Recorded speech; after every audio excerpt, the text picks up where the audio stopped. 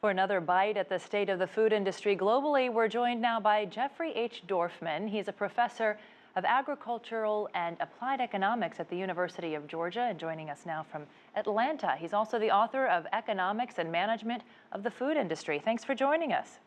Happy to be with you, Jessica. So you say more people are choosing quality over cost when it comes to food. Why is that? I think it's because people want an experience. They want something different. They don't want the same thing they've always been having. And if it's going to be the same thing, they can just cook it at home and save the money. So if they're going out, they'd rather have the quality. They'd rather have sort of an authentic experience. And is that a pretty global trend, or is it something you just see in one part of the world or another?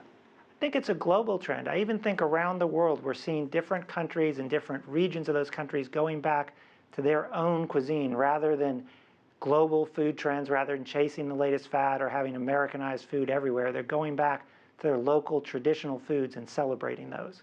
So we've also seen this push in a lot of countries around the world to add more labels on ingredients, especially artificial ingredients, genetic modifications.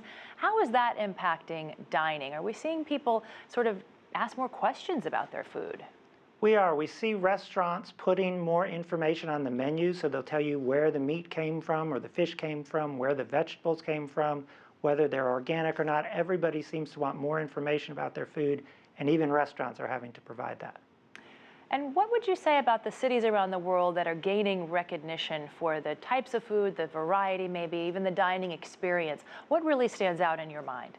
I think what stands out is that it's new in different cities. The places that were the food capitals, the places where people thought of going to for cuisine, now we're thinking other places. We're going outside the box. We're trying to find something that's new, different, authentic to that local culture.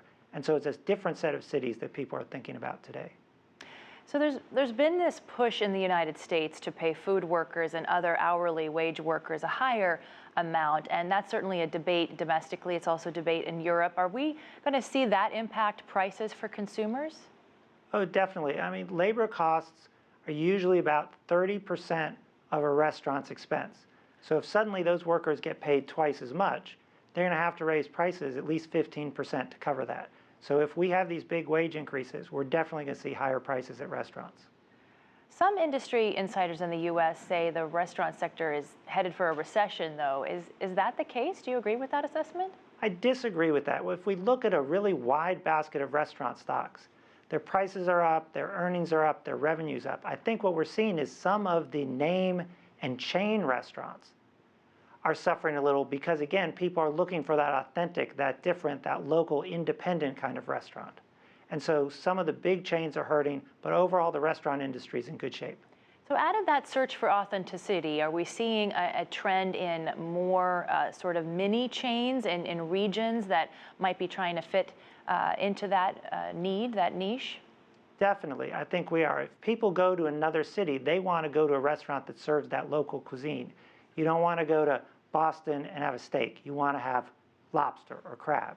You go to San Francisco, you want to have West Coast food. But if you're in New York, you don't want California cuisine. So everybody's looking for the food that represents the places they're going to visit. So we need to sort of return to our roots, it sounds like you're saying. What about technology? How is that playing into the changing state of the food industry? Well, I think we're seeing that at the lower end. So fast food restaurants are definitely going to start using more technology, try and get rid of some workers because of these anticipated wage increases. I think once you get to sort of mid-price to expensive restaurants, we're not really seeing the technology very much. So finally, what is next for the restaurant or the food scene more broadly? Will the sharing economy play a major role? I mean, sharing economy is playing a role in food processing, where people who want to create pickles or jams or cakes, pies, soups, are using commercial kitchens that are shared. So what's happening in sort of small-scale food processing, I don't think there's much sharing going on with restaurants. It's more just people making products. Jeffrey Dorfman talking to us about the global food industry. Our thanks to you coming to us live from Atlanta.